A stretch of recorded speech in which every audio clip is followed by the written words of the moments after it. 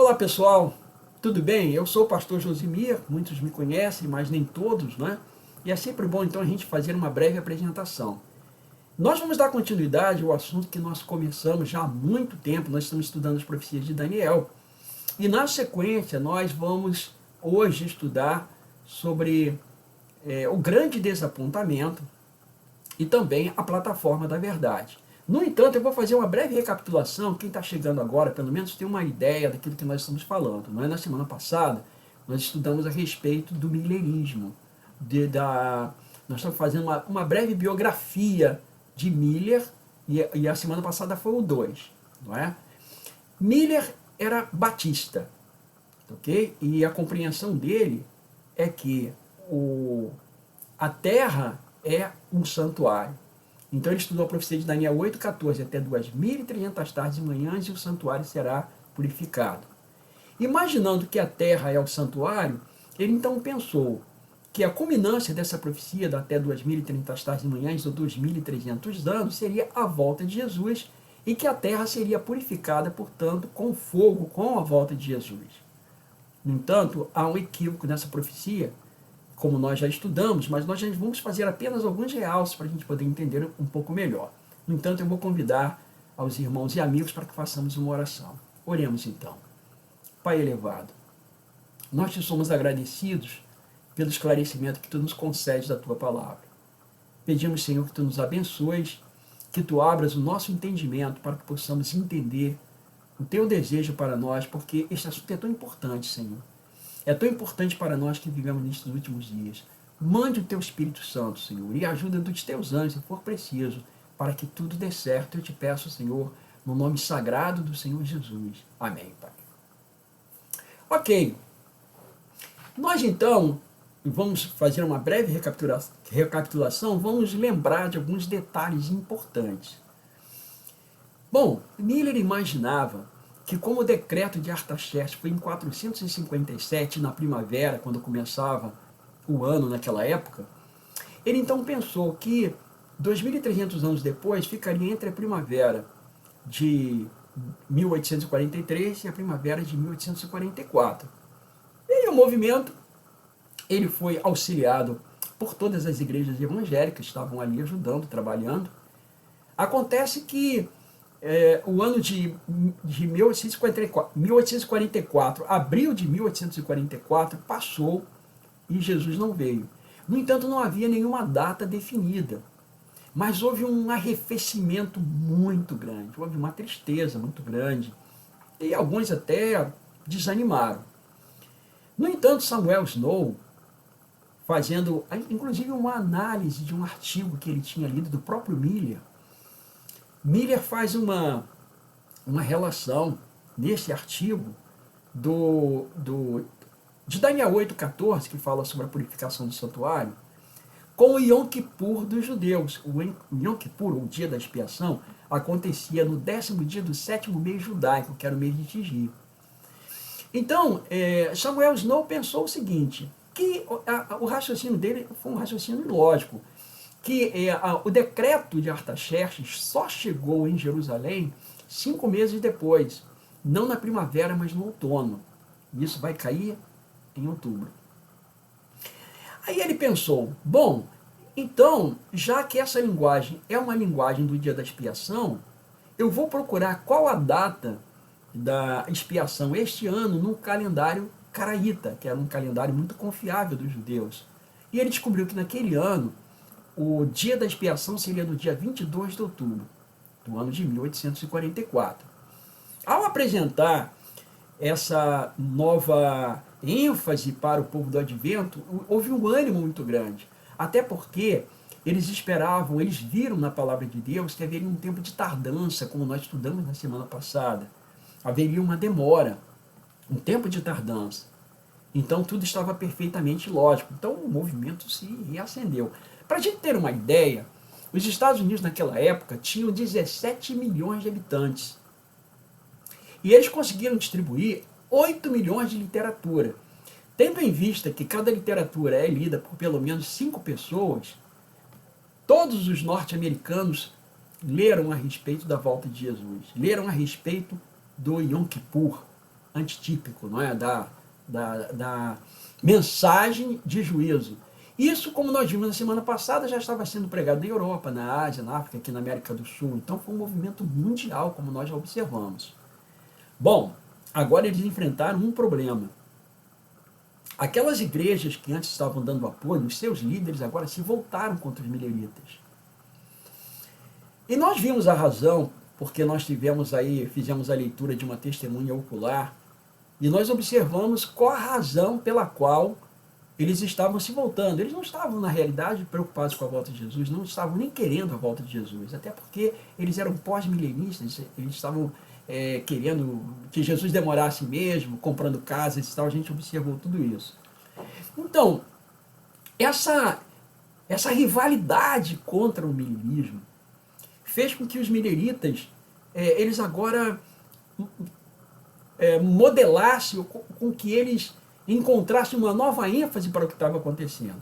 Para os mileritas, eu quero convidar você para abrir a sua Bíblia, em Apocalipse 14, verso 6, para os mileritas, eles estiveram pregando a primeira mensagem angélica de Apocalipse 14, que diz assim: vi outro anjo voando pelo meio do céu, tendo um evangelho eterno para pregar aos que se assentam sobre a terra, e a cada nação e tribo e língua e povo. Anjo voando significa uma mensagem de âmbito mundial, até porque os anjos não pregam o evangelho, como a gente sabe disso. Então esse anjo, ou seja, essa mensagem de âmbito mundial, deveria pregar para cada nação e tribo, língua e povo, dizendo em grande voz: temei a Deus e dai-lhe glória, pois é chegada a hora do seu juízo. Então, esse texto de Apocalipse anuncia a hora do juízo que tinha sido anunciada lá atrás em Daniel, prevista lá em Daniel capítulo 8, 14. E aqui agora é o cumprimento, e os mileritas entenderam que eles estavam cumprindo exatamente essa profecia. Então eles entenderam que eles estavam aqui pregando esta mensagem: temei a Deus e dai-lhe glória, pois é chegada a hora do seu juízo. Bom, o restante, e adorar aquele que fez o céu, a terra, o mar e a fonte das águas, isso aqui vai ser compreendido depois, a gente vai falar um pouquinho a respeito disso. No entanto, devido à perseguição e à rivalidade agora que eles enfrentaram dos líderes das igrejas, eles entenderam que precisavam também pregar a segunda mensagem angélica, que caracterizava a atitude deles. E ela diz assim: seguiu-se outro anjo, o segundo, dizendo: caiu a grande Babilônia, que tem dado a beber a todas as nações do vinho da fúria da sua prostituição. O que eles compreenderam? Eles compreenderam, como diz lá em Apocalipse, no capítulo 17, versículo 5, que a grande Babilônia, ela é mãe de outras igrejas menores, que eles entenderam, até porque mulher na Bíblia significa igreja. A mulher pura e santa é a igreja de Deus, a mulher corrompida é a igreja apóstata. E eles entenderam que ao tomar essa posição de se voltar contra a volta de Jesus, essas igrejas haviam caído do seu elevado estado e se tornaram parte de Babilônia. Elas se corromperam. Essa foi a compreensão dos mileritas. Eles entenderam isso. Bom, agora, o movimento, uma vez que estava reaceso, que havia muito poder, isso foi notório, isso não se pode negar. A gente observa, quando você estuda a história, que muitos bares se transformaram em igrejas, se transformaram em pontos de pregação, casas de prostituição, pequenos grupos. Havia muita conversão, havia cura, Deus estava no movimento. Então isso foi algo bastante notório. E nós também falamos um pouquinho para vocês a respeito da razão pela qual aconteceu o grande desapontamento depois.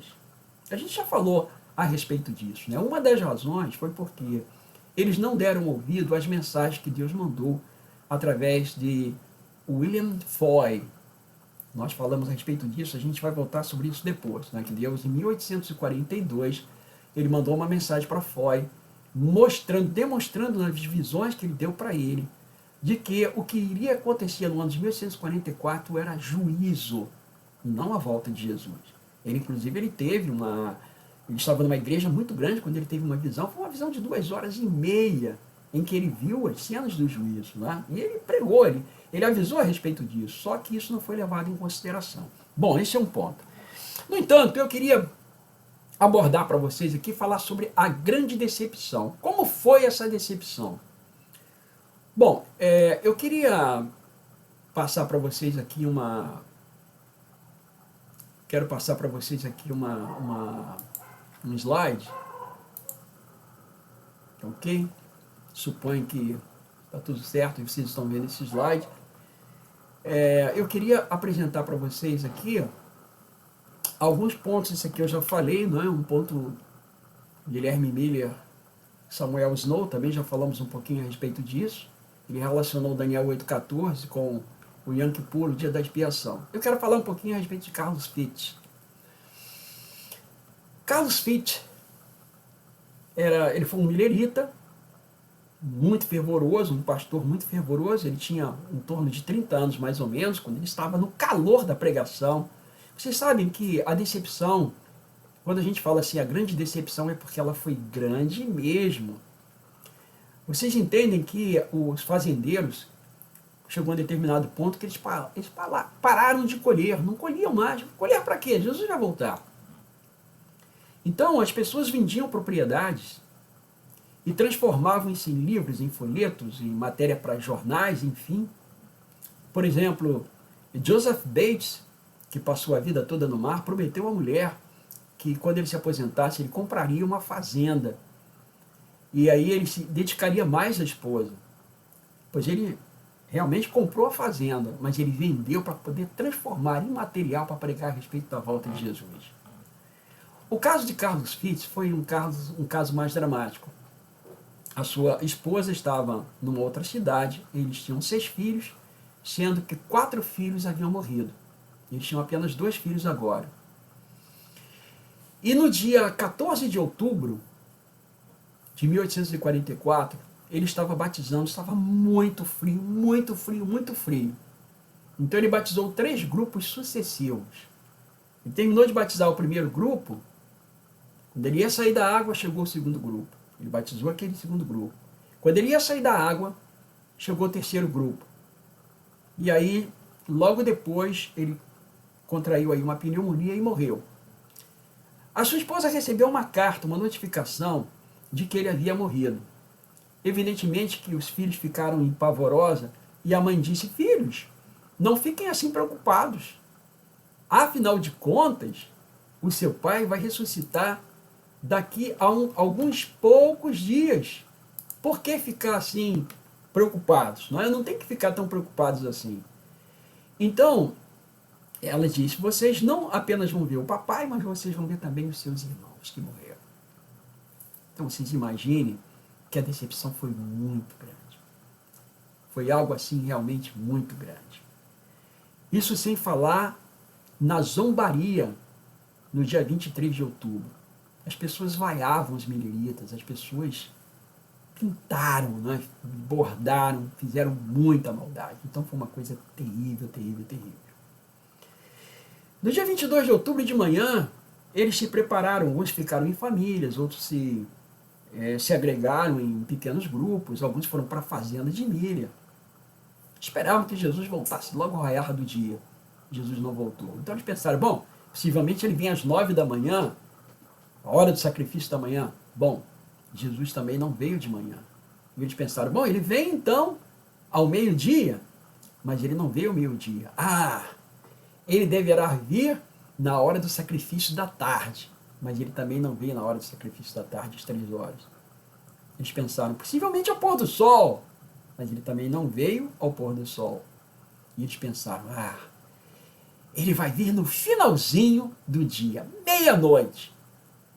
Também não veio à meia-noite. Os sinos badalaram e Jesus não veio. E aí a tristeza. Aquelas crianças, os filhos de Carlos Fitch, por que papai não veio? Por que papai não voltou? A grande decepção foi de fato uma grande decepção. Grande decepção.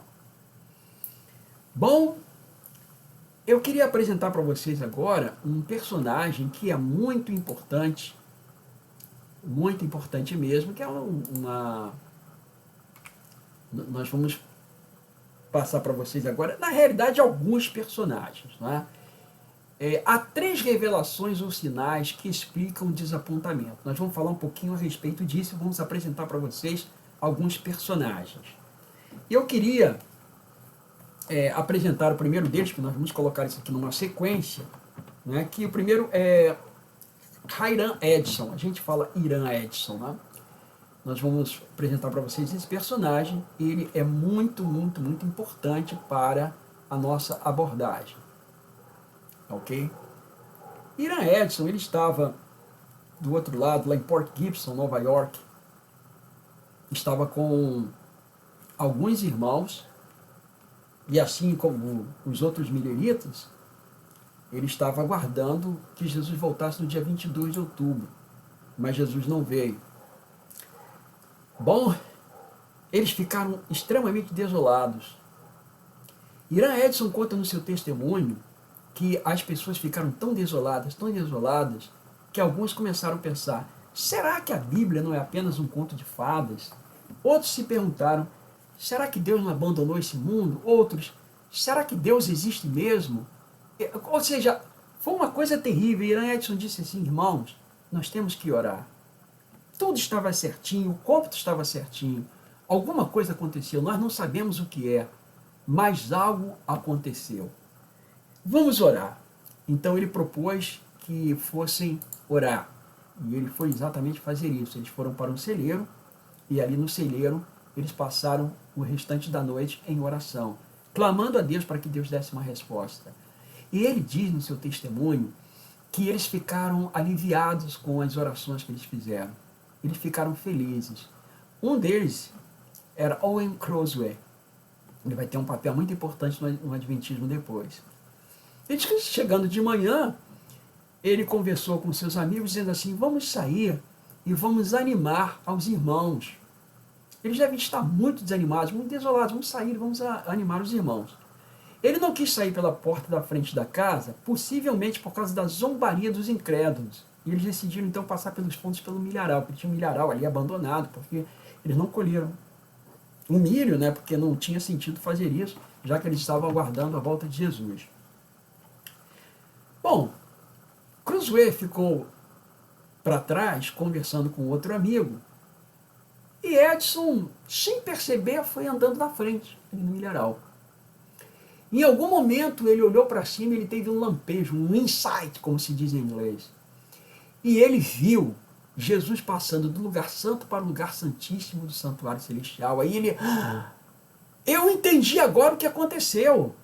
Nós estivemos errados o tempo todo com relação à questão do santuário. O santuário a que se refere a profecia não é a terra. Existe um santuário no céu. Ele na hora veio aquele lampejo para ele. Ele teve esse insight de Jesus no santuário.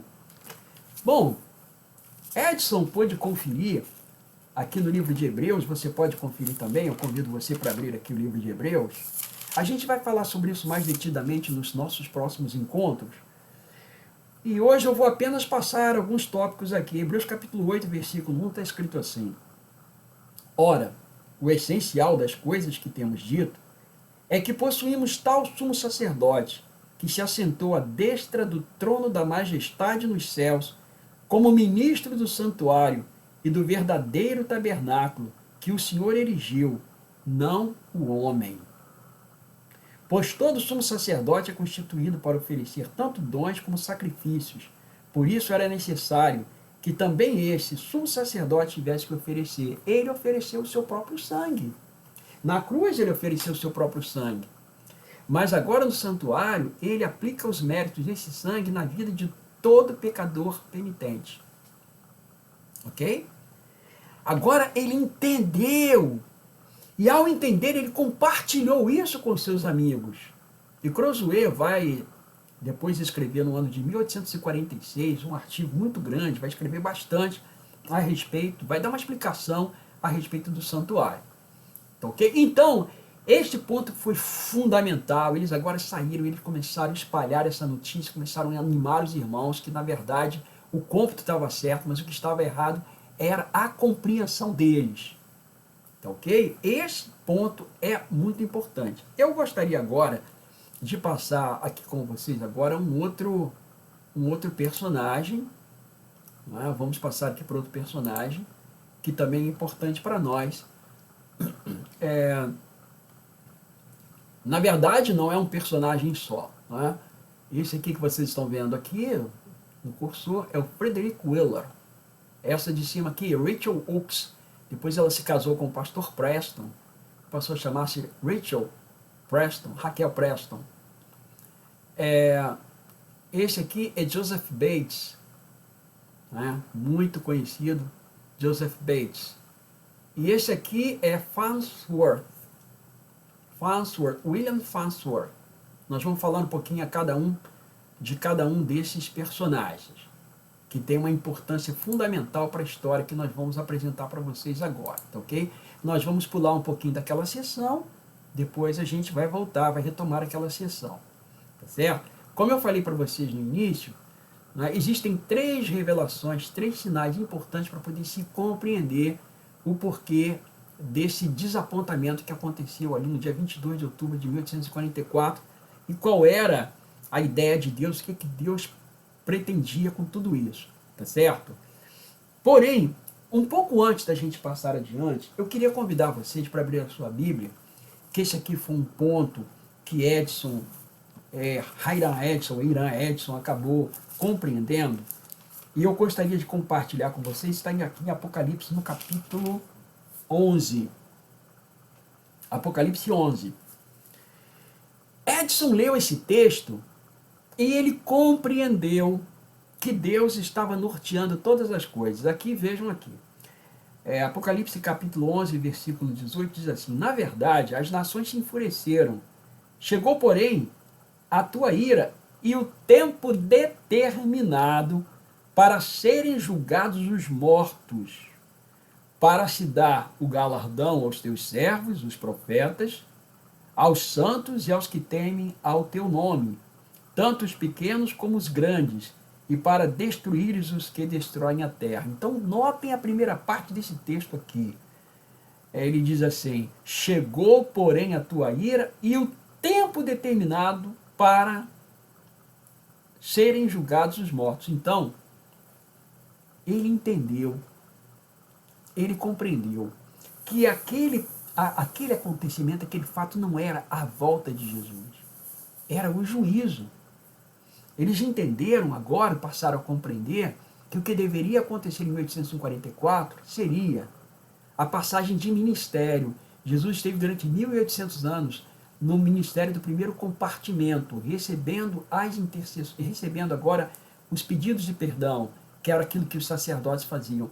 Mas agora, no ano de 1844, ele vai passar a aplicar os méritos do seu sangue na vida de todo pecador que aceitou a misericórdia, que aceitou o oferecimento da salvação. Agora eles entenderam isso, chegou o tempo determinado. E um outro ponto fundamental que ele vai compreender está aqui no versículo 19. Abriu-se então o santuário de Deus, que se acha no céu, e foi vista a arca da aliança no seu santuário. Abriu-se o santuário no céu. Ele entendeu que esse abrir o santuário no céu, e a gente vai depois voltar a falar um pouquinho mais sobre esses textos aqui, ele compreendeu que esse abrir, ele foi protagonista desse abrir. Deus abriu, ele pôde ver o santuário no céu. Ele viu Jesus passando do lugar santo para o lugar santíssimo do santuário celestial. E o que tem lá no santuário celestial? Todo o material original que Deus mostrou para Moisés. Se você olhar Êxodo 25, versículo 8, Deus falou para Moisés para construir o santuário terrestre conforme o modelo que ele tinha visto lá no monte, ou seja, lá no monte Deus mostrou para ele o modelo original no céu. E isso vai ser explicado lá no verso 40, Êxodo 25, verso 40. Tá bom? Bom, Edson compreendeu isso. E isso animou profundamente os irmãos. Bom, agora nós vamos para um outro lugar, como nós havíamos passado aqui para vocês, né? Nós vamos agora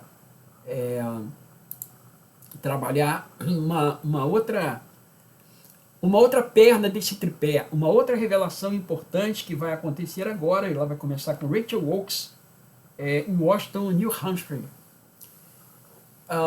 Essa senhora aqui, Rachel Oakes, era batista do sétimo dia. Por volta do ano de 1843, havia cerca de 5.500 batistas de sétimo dia nos Estados Unidos. Os batistas de sétimo dia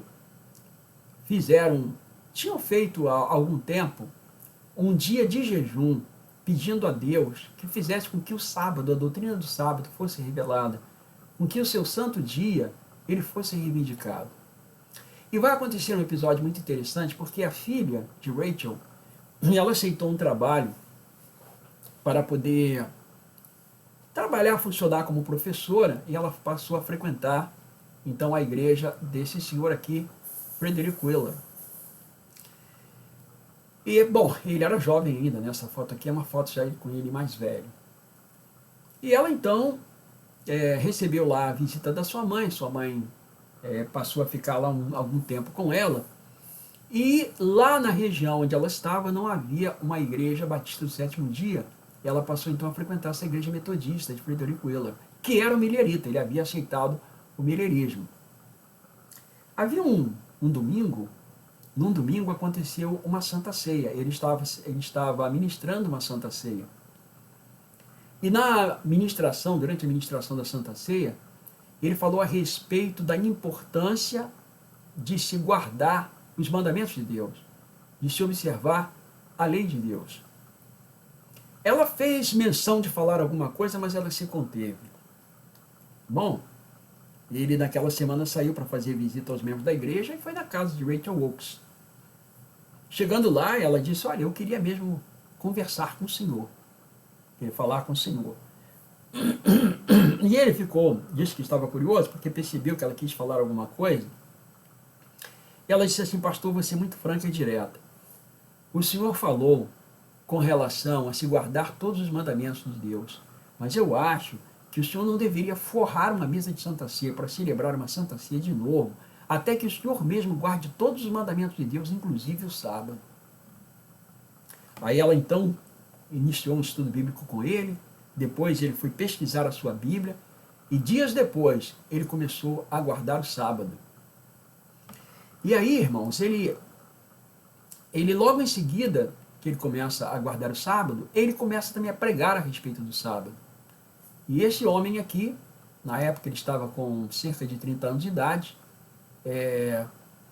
William Farnsworth, ele aceitou em público guardar o sábado. E o seu irmão também, Cyrus Farnsworth, de 20 anos, também aceitou, e as mulheres da família também aceitaram, todos aceitaram. Eles tiveram que deixar a igreja, aquela igreja local, mas eles passaram a se reunir na casa deles, né, na casa de Farnsworth. Então, logo depois, eles recompraram lá a igreja, e aquela igrejinha lá passou a ser a primeira igreja guardadora do sábado, adventista e guardadora do sábado. Mas vamos voltar aqui para Frederick Wheeler. Frederick Wheeler tinha um amigo, que era um pastor da igreja batista, chamado Thomas Preble. E ele ensinou a mensagem do sábado para Thomas Preble. Thomas Preble aceitou imediatamente. Os homens naquela época eram muito sinceros, irmãos, muito honestos. Eles viam a verdade bíblica e eles aceitavam essa verdade bíblica. Thomas Preble, então, eu não estou com a gravura dele aqui. Thomas Preble começou então a escrever. Ele foi um dos primeiros a escrever a respeito da mensagem do sábado. E a literatura de Thomas Preble caiu nas mãos desse homem aqui, Joseph Bates. Ele inclusive esteve no Brasil. Ele era um capitão marítimo, um homem devoto da temperança, não permitia que no seu navio se fumasse, se bebesse, esbravejasse, não é? Era um homem adepto da temperança mesmo. Era um cristão assim bastante autêntico, muito sincero. Ele leu o artigo de Thomas Preble com relação ao sábado, e ele ficou extremamente impressionado com a mensagem do sábado. Então o que ele faz? Ele viaja para ir até a casa de Farnsworth. Mas no caminho, ele passa na fazenda de Frederick Wheeler. E ali ele estuda com Frederick Wheeler a noite inteira a respeito do sábado. No outro dia de manhã, os dois rumaram para a casa de Farnsworth. E lá, José Bates aceitou incondicionalmente o sábado, vendo o sábado como sendo uma verdade bíblica maravilhosa e para o nosso tempo.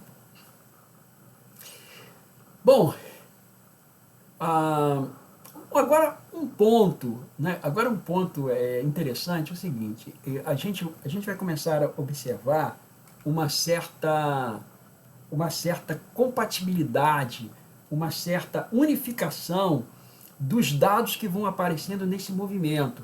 Um tem um dado aqui, o outro tem um dado ali, eles agora eles vão associar esses dados. Um ponto agora bem interessante é que no ano de 1846, Crozier, voltando lá para o santuário agora, que era amigo de Hiram Edson, Crozier começa a escrever e explicar a respeito do santuário. E essa explicação a respeito do santuário cai nas mãos de Joseph Bates. E aí Joseph Bates é convidado para participar de uma conferência que haveria, Hiram Edson iria fazer uma conferência a respeito do santuário. E ele foi lá. Mas ele não tinha apenas a aprender, ele tinha também a ensinar.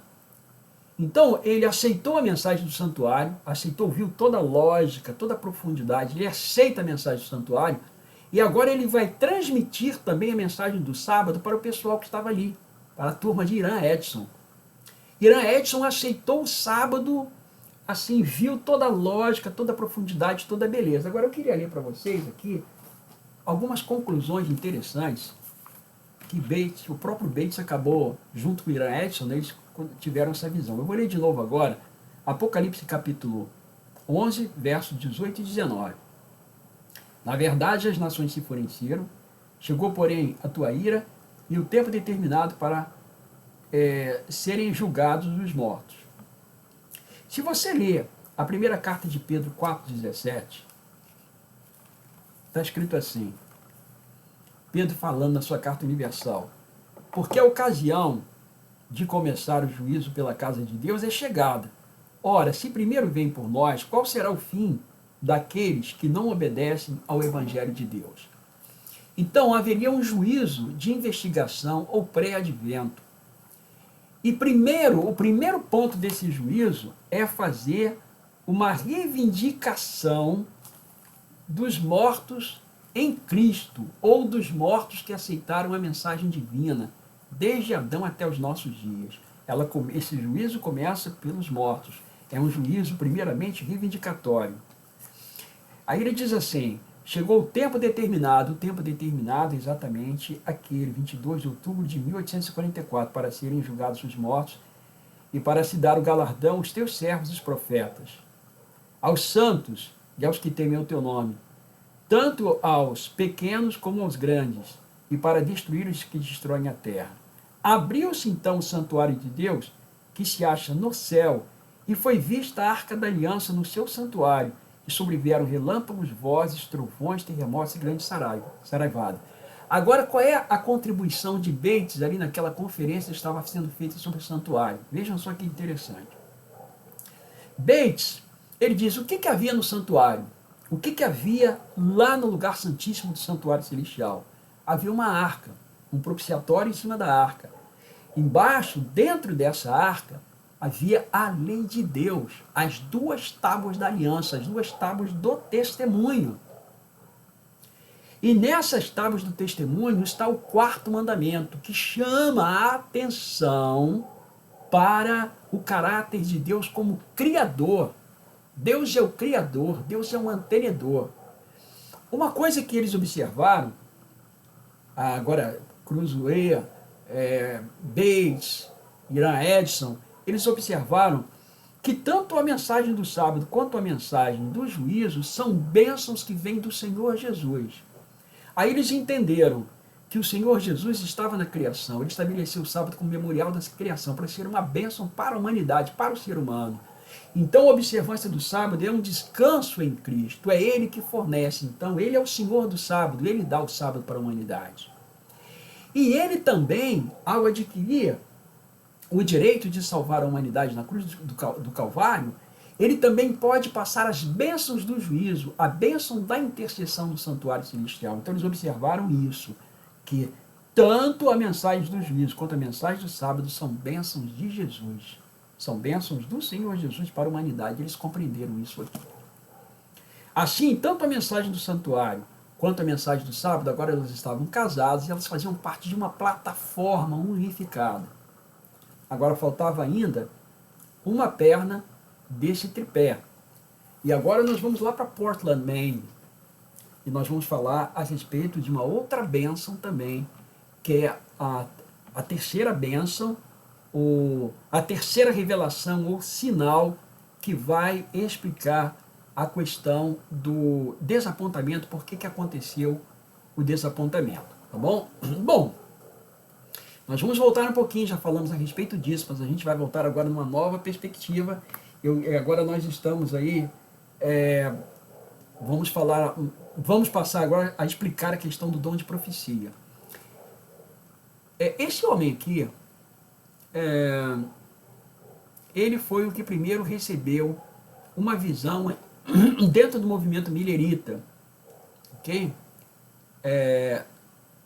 William Ellis Foy, ele era negro, e aqui ele já está bem velho, né? Ele era novinho, ele tinha 17 anos quando ele chegou em Boston, ele chegou para poder estudar teologia, ele se tornou um pastor, era uma pessoa muito sincera, uma pessoa muito querida pela sua congregação.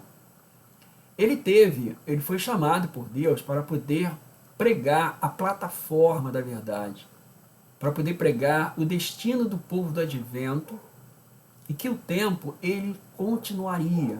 Deus mostrou para ele que o que haveria de acontecer seria exatamente o juízo, deveria acontecer o juízo. E ele pregou, ele ia para as igrejas e ele falava a respeito disso. Ele falou em diversos lugares a respeito disso. Só que as pessoas não entenderam muito bem, ou não quiseram entender, ou elas estavam muito acostumadas com uma outra forma de abordagem, né? Mas ele fez o seu papel. No entanto, ele não continuou, Deus não deu mais mensagens para ele, porque ele havia dito para o anjo, quando o anjo veio até ele, que pelo fato dele ser negro, ele enfrentaria muita dificuldade por causa do preconceito racial, por causa do racismo nos Estados Unidos. Bom, isso foi bem compreendido, ele continuou leal, ele continuou fiel, e ele pregou até o fim da sua vida a respeito da volta de Jesus. Bom, agora já nos anos de 1844, Deus chama uma outra pessoa. Ele chama esse indivíduo chamado Hazen Foss. Hazen Foss era casado com a irmã mais velha de Ellen Harmon. E ele era um indivíduo branco, era um indivíduo bem alinhado, bem educado. E Deus então o chamou e passou a mesma mensagem que havia passado aqui para Foy, passou também para ele, sendo que ele recusou. Ele recusou de cara, ele não quis, por duas razões. Primeiro, ele não aceitava o fato de que o tempo deveria continuar. Isso era um ponto que ele não aceitava. Segundo, ele não queria aceitar a incumbência de ser um profeta de Deus por causa da zombaria e do escárnio que ele enfrentaria. Então o anjo falou para ele, a segunda vez, que é muito perigoso dizer não para Deus. Mas ele não deu muita importância a isso, então depois o anjo falou para ele o seguinte, olha, você está desincumbido porque Deus já encontrou uma outra pessoa, a mais fraca entre as fracas, e vai passar a mensagem para ela. E ele esqueceria a sua mensagem. Mas logo depois disso ele ficou meio atordoado, ficou perturbado com aquilo, e ele então reuniu lá algumas pessoas na igreja, eu não me lembro agora se foi na igreja, foi na casa de alguém, mas o fato é que ele reuniu algumas pessoas para poder contar essa visão. E as testemunhas oculares dizem que ele ficou muito desolado, porque ele não conseguia lembrar de jeito nenhum. De fato, Deus fechou a mentalidade dele, fechou a cabeça dele. Bom, Ellen Harmon tinha 17 anos quando ela recebeu a sua primeira visão. Ela estava numa casa de oração, ela chegou na casa de uns amigos para poder orar, chegou inclusive de cadeira de rodas, porque como eu falei para vocês já nos temas passados, Ellen White tinha 9 anos quando ela recebeu uma pedrada no nariz, e ela perdeu muito sangue, foi sangue inclusive para os pulmões, ela ficou muito doente, ficou semanas em coma, e ela não pôde mais estudar, ela ficou só com o 3º ano primário. Era muito debilitada, ela sofria desmaios. Sendo que, eu vou me adiantar um pouquinho aqui que é alguma coisa, né, que isso é importante eu falar para vocês. Ela tinha 17 anos. Isso aí em 1844. Na década de 1860, ela começou a receber as mensagens de saúde. E aí, com essas mensagens de saúde, ela foi se tornando tão vigorosa, ela foi se tornando tão forte, ela ficou tão forte, não apenas intelectualmente, como ela ficou forte fisicamente por causa das reformas de saúde que ela recebeu de Deus. E ela começou agora a colocar em prática a reforma de saúde. Ela se tornou vegetariana, vegetariana estrita, inclusive. Era uma pessoa, digamos assim, muito obediente à visão de Deus. Não é? Mas, a princípio, quando ela tinha 17 anos, ela era uma pessoa muito fraca. Ela era a mais fraca entre as fracas.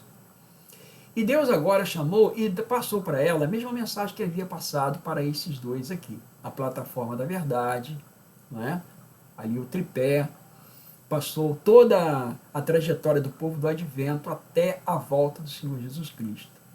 E ela estava então um dia fazendo uma pregação numa igreja, ela estava relatando esse fato, e quem estava ali naquela igreja? Uma pessoa que ela mesma assistiu pregar algumas vezes. Esse aqui, William L. Foys. E ele se levantou e disse assim: irmãos, deem credibilidade ao que ela está dizendo, porque foi exatamente essa visão que Deus também me deu. O que ela está dizendo é uma pura verdade. Podem crer no que ela está dizendo, ela teve uma revelação dos céus. Depois, ela foi apresentar essa mensagem e ali em Poland, por ali, e esse homem aqui, o Rosenfoss, que havia esquecido tudo, ele apareceu na porta. Foi convidado para entrar, mas ele não quis. Ele ficou, não sei se foi na porta, na janela, no relato não é muito claro com relação a isso. Mas ele escutou ela apresentando a mensagem da plataforma da verdade. Aí Deus fez com que ele se lembrasse. Ele se lembrou. Ele se lembrou e ele ficou extremamente aturdido quando ele se lembrou. E ele então disse para ela o seguinte, que ela deveria aceitar a incumbência que Deus estava passando para ela, porque é muito perigoso recusar a incumbência de Deus. Ele saiu dali e ele se tornou uma pessoa completamente desinteressada em questão religiosa. E Deus então passou a utilizar agora o espírito de profecia através dessa jovem chamada Ellen Harmon, que depois vai se casar com o pastor White, Tiago White, e ela vai se tornar então, vai ficar conhecida como Ellen Gold White. Tem um ponto aqui que eu gostaria de analisar com vocês, que os irmãos depois eles compreenderam. Tá? Tem alguns pontos aqui que são muito, muito, muito importantes e que nós vamos ter que analisar isso aqui agora, tá bom? Pontos assim que são muito importantes mesmo, certo? Joseph Bates, ele recebeu a mensagem do sábado e agora ele mesmo começa a escrever. E um dos seus panfletos vai cair na mão do casal White. Lembre que nós estamos agora no ano de 1846. E aí o casal White recebe o folheto de Bates e Ellen White teve dificuldade para aceitar a mensagem do sábado. Porque assim como os evangélicos, de uma maneira geral, ela pensava que o sábado era coisa de judeu, que ali havia abolido o sábado e tal. Tinha essas ideias que normalmente as pessoas têm. Então, Joseph Bates foi até lá e eles tiveram segundo a história conta, a reunião às vezes foi até muito calorosa, porque era difícil, né, para o evangélico, ainda mais naquela época, aceitar assim o sábado. Mas ela estudou, ela orou, ela era uma pessoa de muita oração e ela aceitou a mensagem do sábado. Ela aceitou, a sua família aceitou, Tiago aceitou a mensagem do sábado. E ela passou então agora a defender a observância do sábado. Então vejam, aqui nós vamos ver que os três grupos aceitam as três mensagens que fazem parte desse tripé. Os três grupos aceitam. Porque ali estava se formando exatamente um povo que deveria pregar a última mensagem ao mundo que perece. Agora, tem alguns fatores que eles foram descortinando, que eles foram descobrindo. Eu queria chamar a atenção de vocês aqui para alguns pontos que nós devemos levar em consideração. Abram a Bíblia comigo em Apocalipse 10. Se lembrem que eu comentei sobre isso na nossa última reunião na semana passada, sobre Apocalipse 10. Nós vimos aqui o livrinho na mão do anjo, não é? Que o anjo manda que João coma esse livrinho, e aí na sua boca era doce como mel, mas quando chegou no estômago era como fel, não é? E nós, amargo, né? Muito amargo, e nós já entendemos, estudamos isso aqui, que foi a mensagem de Miller, a mensagem do advento, ela foi muito bonita, foi muito doce, mas quando chegou então a passagem do ano foi amarga no estômago, tá? A gente já entendeu isso.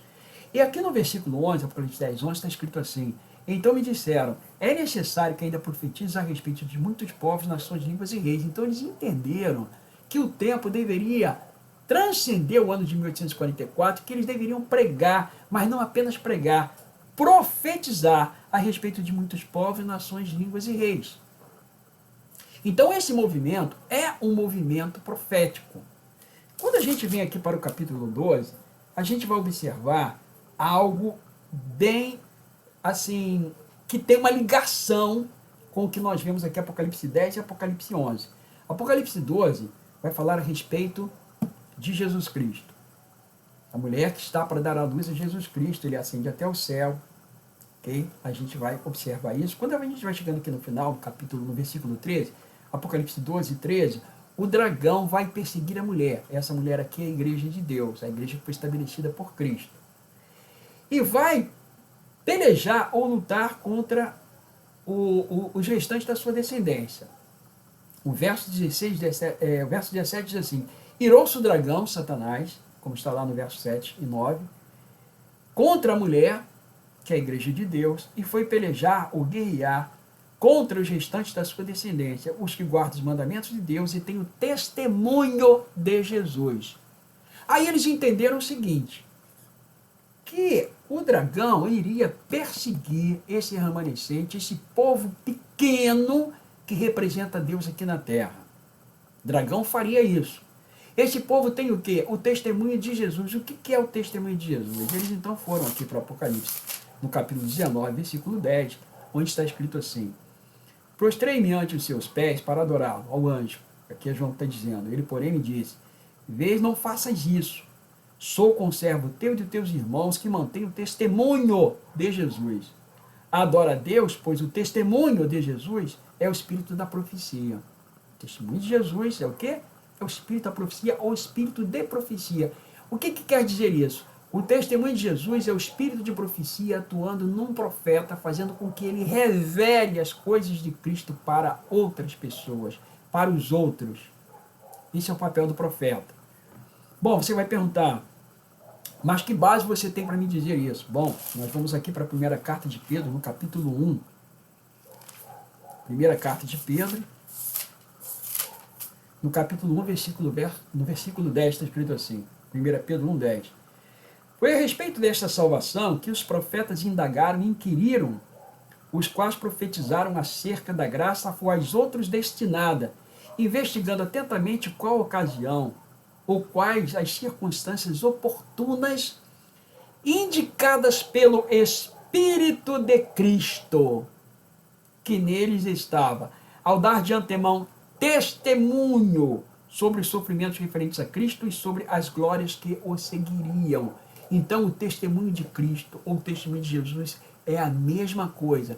É o Espírito Santo, o Espírito de Cristo, atuando num profeta, fazendo com que ele profetize, com que ele fale, com que ele dê testemunho a respeito de Jesus Cristo. Ou seja, essa igreja remanescente, esse povo de Deus, é um povo profético e deveria ter, portanto, a presença de um profeta. Deus chamou 3 pessoas. 2 ficaram para trás. Ele então chamou uma terceira. E essa terceira deveria seguir agora até o final da sua vida. Ela se dedicou a esse ministério profético durante 87 anos da sua vida. Ela aceitou a incumbência que Deus havia passado para ela. Bom, quando nós analisamos esses 3 pés da plataforma, não é? Ou essas 3 bases da plataforma, a gente vai entender por que aconteceu a decepção em 1844.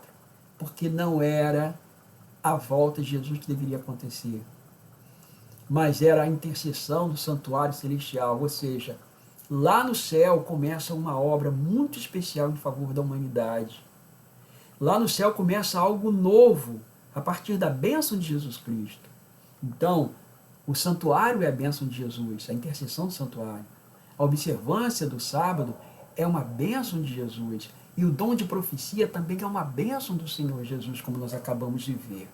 Então, essas três bênçãos, esses três dons maravilhosos, ou esses três... eu tinha colocado aqui, eu usei um termo, né, esses três sinais, eles deveriam acompanhar o povo de Deus. Eles deveriam acompanhar o povo de Deus. E o povo de Deus agora deve pregar essas três mensagens angélicas. Eu já falei para vocês a respeito de duas mensagens angélicas, e ficou faltando uma. No ano de 1846, e agora eu vou chamar você de novo para abrir a sua Bíblia lá em Apocalipse, no capítulo 11. No ano de 1846, Joseph Bates entendeu, e todos eles passaram a compreender dessa mesma forma. Verso 19, abriu-se então o santuário de Deus que se acha nos céus, foi vista a Arca da Aliança no seu santuário. A Arca da Aliança contém os 10 mandamentos. Os 10 mandamentos são a norma do juízo, como está escrito lá em Tiago. E eles então perceberam o seguinte, que a Bíblia em diversas ocasiões, como Êxodo 31, verso 18, Ezequiel 20, verso 2, Ezequiel 20, verso 20, em diversas ocasiões a Bíblia diz que o sábado é o selo de Deus, que o sábado é o sinal de Deus. Portanto, se o sábado é o sinal de Deus, é o selo de Deus, o selo da besta é antagônico ao selo de Deus. E eles agora descobriram que o selo da besta é a observância do dia antagônico ao sábado, que é o primeiro dia da semana, o dia do sol, Sunday, Sonntag, dies solis. Eles entenderam isso. Aí eles perceberam, no ano de 1846, que eles deveriam pregar a terceira mensagem angélica. E a gente vai aqui para Apocalipse 14 e vamos ler a terceira mensagem angélica. Seguiu a este outro anjo, o terceiro, dizendo, em grande voz, se alguém adora a besta e a sua imagem, e recebe a sua marca na fronte ou sobre a mão, também este beberá do vinho da cólera de Deus, preparado sem mistura do cálice de sua ira, e será atormentado com fogo e enxofre diante dos santos anjos e na presença do Cordeiro. A fumaça do seu tormento sobe pelos séculos dos séculos, e não tem descanso algum, nem de dia nem de noite, os adoradores da besta e da sua imagem, e quem quer que receba a marca do seu nome. Aqui está a perseverança dos santos, os que guardam os mandamentos de Deus e a fé em Jesus. A palavra perseverança é hipomonê. Essa expressão hipomonê, ela é construída com outras duas expressões. Hipo significa colocar-se embaixo e menal, que é permanecer. Isso significa perseverança. Essa palavra menal, ela vai ser utilizada, a sua raiz, lá em João no capítulo 15, quando Jesus diz para permanecer nele, menal, permanecer em Jesus. A igreja, que é a igreja de Deus, é uma igreja perseverante. Mesmo quando todos se voltam contra ela, ela está agarrada, ela está firme na fé em Jesus. Assim está construída as três mensagens angélicas e os três tripés da verdade. Tá ok? Agora, para a gente poder fechar, para a gente terminar, aquele ponto que a princípio não foi compreendido, passou a ser compreendido agora. Vamos voltar lá para Apocalipse 14. Nós vamos agora fechar com essa parte aqui. Está escrito assim, a primeira mensagem angélica, dizendo em grande voz, verso 7, temei a Deus e dai-lhe glória, pois é chegada a hora do seu juízo. Isso foi compreendido. E adorai aquele que fez o céu, a terra, o mar e a fonte das águas. Aqui há uma semelhança textual com Êxodo capítulo 20, versículo 8. Lembra-te do dia do sábado para santificar. 6 dias trabalharás para toda a tua obra, mas 7º dia sábado Senhor teu Deus. Porque em 6 dias fez o Senhor o céu, a terra, o mar e tudo que neles há. Aqui a única diferença é que ele coloca aqui a fonte das águas. Mas o texto, ele copiou e colou. Tirou lá de Êxodo e colocou para aqui. Então agora, a partir aí do ano de 1846, eles passaram a entender mais a respeito desse texto. Adorai aquele que fez o céu, a terra, o mar e a fonte das águas. essa adoração ela é feita também através do resgate da observância do sábado, porque chama a atenção para a autoridade de Deus como Criador. E isso desperta uma tremenda animosidade no próprio dragão, que odeia tudo que pertence a Deus. Então vejam, irmãos, que a mensagem do Advento é uma mensagem de resgate. Ela é uma mensagem do Evangelho eterno. Ela recupera aquilo que foi pregado pelos profetas, pelos apóstolos, pelos discípulos, pelos santos de todas as épocas, aqueles que foram sinceros. Ok, nos próximos episódios, eu agora não vou garantir para você que eu vou fazer toda semana, mas você, se você se inscrever no meu canal, apertar o sininho aí, você vai receber a notificação. Nós agora vamos falar detidamente sobre esses 3 sinais, essas 3 bênçãos de Jesus Cristo. Nós vamos falar na semana que vem, ou no próximo episódio, nós vamos falar sobre a doutrina do santuário, nós vamos entender bem isso. Depois nós vamos entender a doutrina do sábado, vamos estudar bem isso. E depois nós vamos estudar a doutrina do dom de profecia, vamos procurar entender bem isso, tá bom? Então, que Deus nos abençoe. Nós, adventistas do 7º dia, não queremos condenar ninguém. Esse não é o nosso papel. Nós não fazemos nada daquilo que a Bíblia não nos autoriza a fazer. Mas nós somos autorizados a convidar os nossos irmãos que são sinceros a fazerem parte deste povo que se prepara para o breve encontro com o nosso Senhor e Salvador Jesus Cristo. A Ele, portanto, seja toda a honra e toda a glória para todos sempre. Amém. Irmãos, vamos orar. Pai elevadíssimo, Senhor meu Deus e meu Pai, eu quero te agradecer, Senhor maravilhoso, pelas bênçãos, Senhor, que Tu tens derramado sobre mim, sobre a minha família, sobre as nossas congregações, sobre os nossos irmãos e amigos que estão participando conosco nesses encontros que estamos tendo todo domingo, às 18, 18h30. Eu peço a Ti, meu Deus, que Tu nos ajudes a compreender cada vez mais essa mensagem, para que o Teu nome seja honrado. Senhor, nós pedimos agradecidos, no santo nome de nosso Senhor e Salvador Jesus Cristo, que vive e que reina por toda a eternidade. Amém, Senhor.